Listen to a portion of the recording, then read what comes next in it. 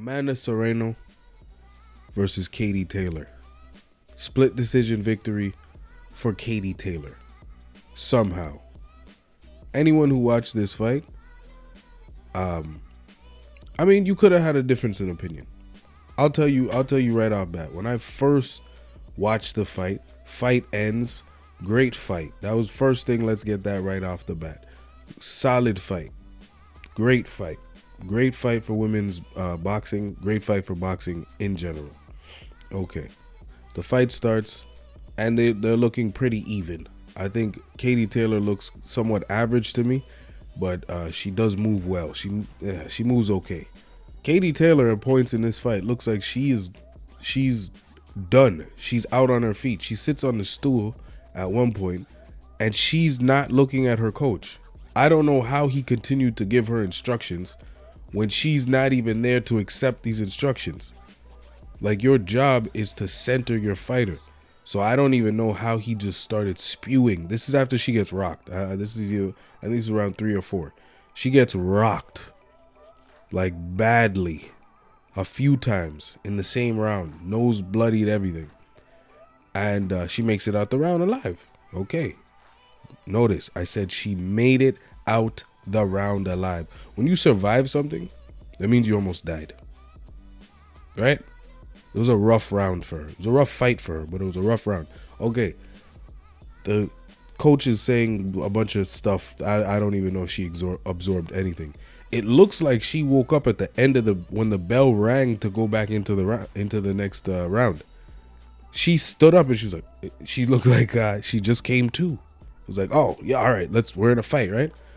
And then her fighter genetics and everything she's done for this long kicked back in, and she was able to put together a few decent rounds where she survived and made it a fight. But you don't get a split decision victory after you made it a fight after you barely survived. That's not a split decision victory. I would have been good with a draw, personally. I would have accepted a draw because I think Amanda Serrano allowed herself to get hit and just kind of stood there and gave away rounds at times. So I was okay with a draw. It was a good fight. This is no knock on either fighter. But you gave that to Katie Taylor. She didn't win that fight. And Amanda Serrano didn't lose. Even if you felt like she didn't close out the fight like she should have or could have, maybe. And you give Katie Taylor credit for coming back, doing what she did, making it a competitive fight. You know what I mean? She rocked Amanda early on, I think in the second round. But it was nowhere near what happened to her. Like, it wasn't the same thing. So I don't know how that was the outcome. We get a split decision victory in that case. Initially, I felt like it was crazy. I'm like, there's no way. But I can see someone deciding, you know what? Katie did enough to... No, I don't. No. She didn't do enough. No, she didn't do enough. She didn't win the fight.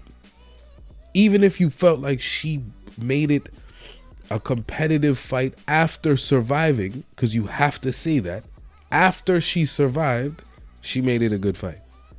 Before she was in that state, it was a good fight. So it was a good fight. That's why I'm good with a split decision to some degree, but split decision for Amanda or a draw. I mean, if we don't get a rematch out of this, I don't know. And Katie Taylor is 35. Not that Amanda Serrano is that much younger. She's 33.